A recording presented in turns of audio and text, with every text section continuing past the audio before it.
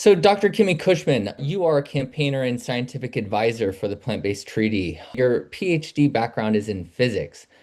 We'd love to hear about how your background in physics led you or didn't lead you into working on the Plant-Based Treaty. Yeah, thanks. So I always wanted to be a professor of physics. I loved physics so much.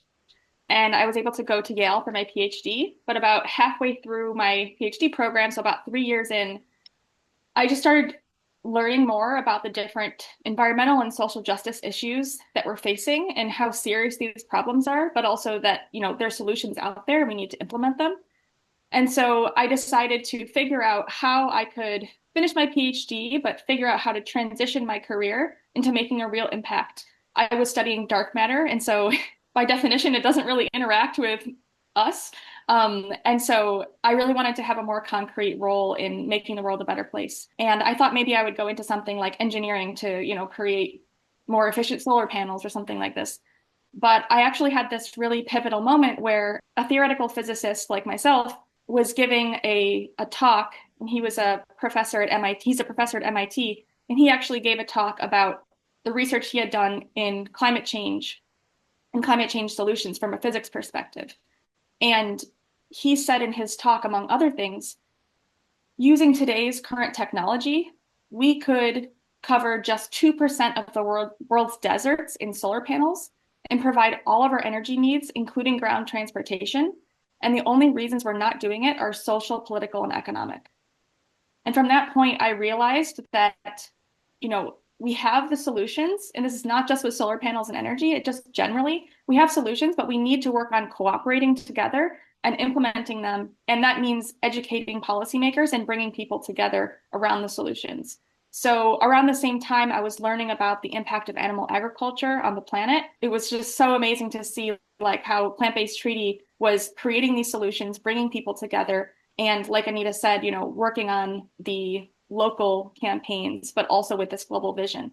And so I've been able to bring my science background to help communicate the science to policymakers and the public, and as well as some organizing experience that I had in graduate school to really figure out how to bring communities together around plant-based eating. Well, I can say, as the Director of Legislative Affairs for Social Compassion and Legislation, you are my favorite type of person.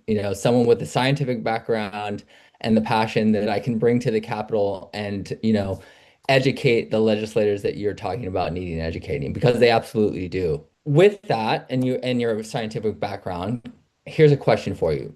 The science shows that food systems contribute a large share of emissions through animal agriculture. How does the plant-based treaty approach that challenge, and why is it essential alongside fossil fuel policy?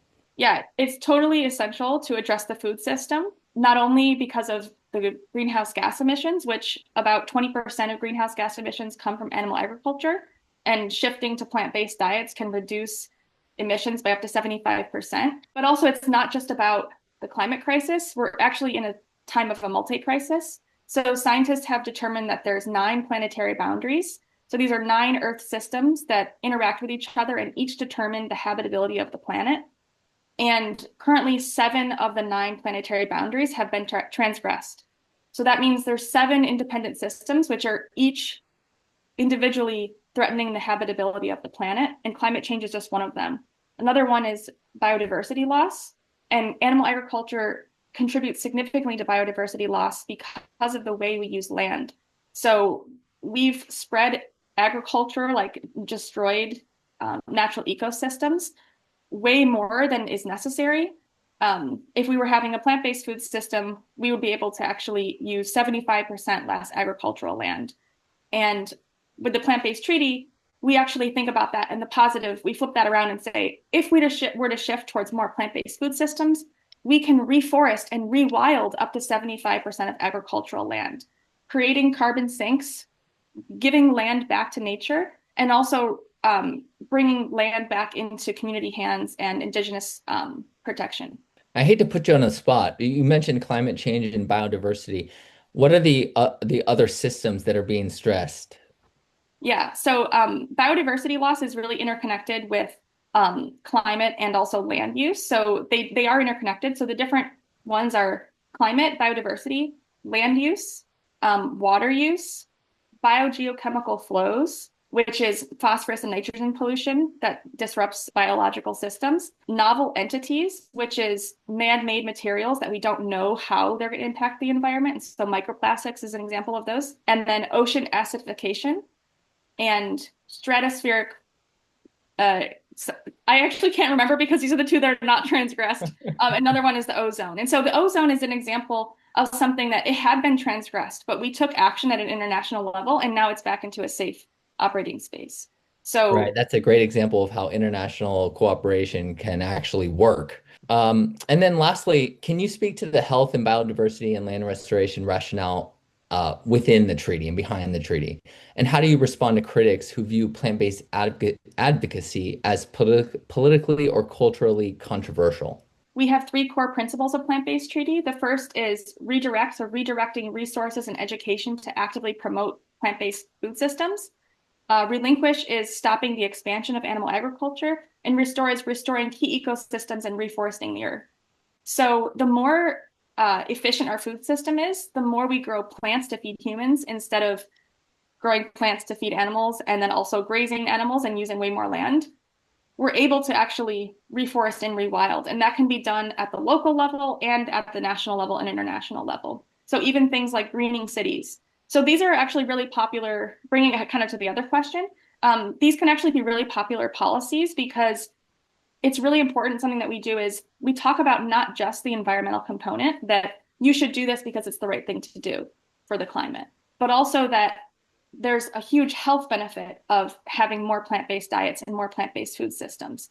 So even on the individual level, people choose to eat more plant-based for their own personal health, but also at the legislative level and with policymakers, they want to promote local food systems where people can have better public health. And so we bring in those different strategies, and depending on the person, really emphasize the health component or the environmental component. And then there's also money saving components to it as well. Shifting towards more plant-based can save money with households and institutions. And so we point to things like what Greener by Default has done in New York City hospitals, where they're serving plant-based food as the default option to patients. So patients are actually eating healthier food. This hospital is saving greenhouse gas emissions and also saving money. And they've seen, I think, 98% patient satisfaction. So when you really point to the statistics on what solutions have been implemented, it really helps break down those barriers of maybe people being, a little bit concerned about what is this going to mean and what our solutions look like. So plant-based treaties' role is to really show what solutions have been done and help them implement those solutions at the local level.